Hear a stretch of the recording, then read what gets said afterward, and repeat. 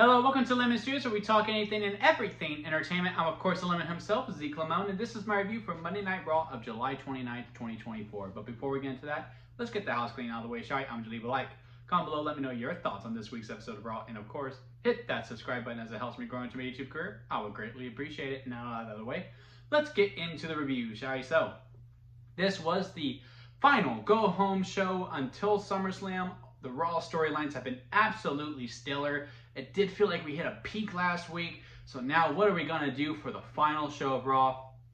We're going to let it peak, because I will say this episode of Raw was a little bit downer. I wouldn't say it was bad. I still think it was really good. I think all the matches were really fine. They really focused, the matches given were mainly given to the storylines that are really just focused on being built on Raw, which I do appreciate, and I do think it is very, very necessary. But, you know, we had the Xavier versus Karrion Kross match. We had the 6-woman tag team match with the Sonya Deville group. And then we had the tag team match with the Creed brothers, and then the Alpha Academy. Sure, Gunther and Finn fought as well. And then we had Sammy versus Dominic that are part of the SummerSlam build. But overall, all these matches that were on the show tonight were all being built on Raw exclusively. And normally I would be like, okay, good. But almost every single match ended in some form of shenanigans. I do think Finn versus Gunther was the only one that had no BS on it. And I do think Gunther and Sammy are the only ones that have a match at SummerSlam that actually competed, because it did feel like, all right, look, we peaked last week. Raw's on Sci-Fi. A lot of people probably are going to forget. And, you know, it's the final Raw. We did pretty good the previous week. Let's just get by it. Let's just get ready for SummerSlam. It just really seems like WWE is ready for SummerSlam. And it also felt that way on SmackDown, too. And now, look, again, not everything was bad. And overall, the matches were fine. I just preferred if, you know, we had more than one clean win throughout the whole entire show, because Xavier versus Karrion, shenanigans, right? All the authors of pain had to get involved until Karrion finally got his win. I'm ready for that feud to kind of get hit into that second gear, if you will, because it is kind of more of the same. I guess that's overall my beef with this episode of Raw. It was very much more of the same. Zelina has a promo. Here comes Sonya Deville's group. They be intimidating, and then they jump her. Okay. Now we had the 6-woman tag. Again, more of the same. Drew, Punk, and Seth, I think the opening segment was actually very, very good. If out of all the things that were more of the same, they did it the best, but this feud has been building up for 7 months, so in a way it kind of earned that, if you will. Like, we were just like, okay, we're ready for Saturday. We've been building this for 7 months. But again, all the things that was said between Seth, Drew, and Punk was really all more of the same. Like, there was nothing new groundwork put forward. All the video packages, all of them were very cool and very stellar. I like Gunther's, I like Damien's, I like Rhea's, I like Liv's. Liv is on a whole other level. I really hope they're able to keep this momentum going. I am going to be pulling for her to win, even though I love Rhea and I do think she's going to be great with this face character.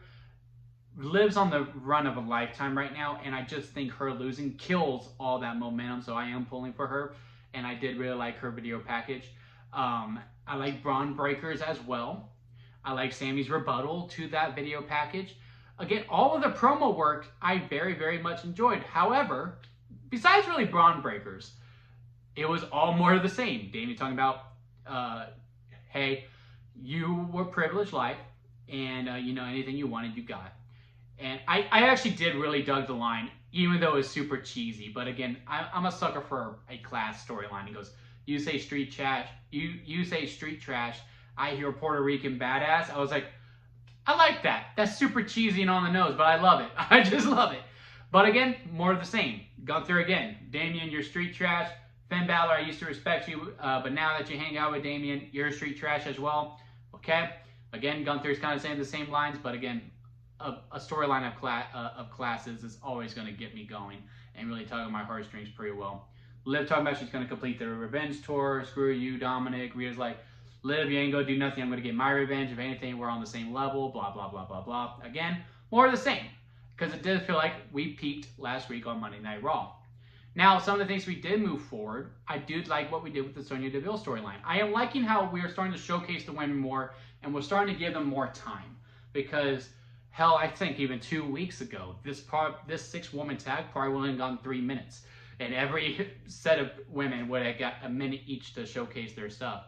And now Damage Control returns, and they're back in the mix, and we got Dakota and Sonya Deville going at it in the background. Let's talk about Dakota for a second. Because this Wyatt 6, right? You know, we're finally going to get their debut next week. I would have liked it if we would have put them on SummerSlam. I think we could have afforded one more match on the card to give it a full 8. Or hell, no, all those matches really deserve to be on the main card. I was going to say we could probably bump one to the pre-show, but no. We probably could have had these 8, and this could have been their debut, and it would have been just fine.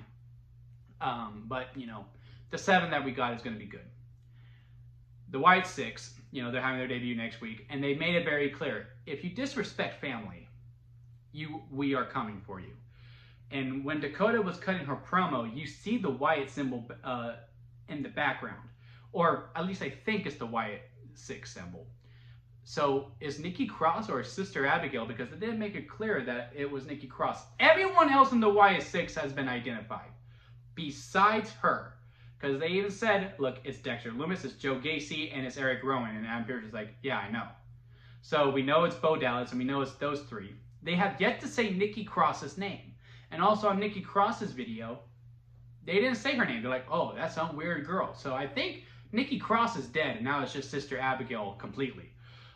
So I don't know. That just really intrigues me. So is Sister Abigail going for Dakota Kai? Because again, family. So we will see about that, especially now that Damage Control, I guess, are a face, or at least their work face against Sonya Deville's group. And I really don't know who comes out on top of that. Now, where does that leave Lyra Valkyria and Kaden and Katana? I don't know.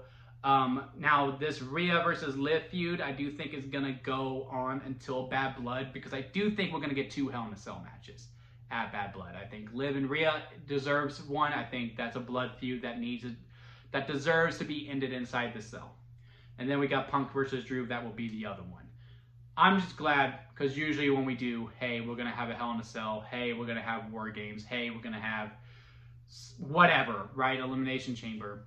One of them actually seems vital to have that stipulation, while the other one's like, well, we gave it to one gender, so we have to give it to the other.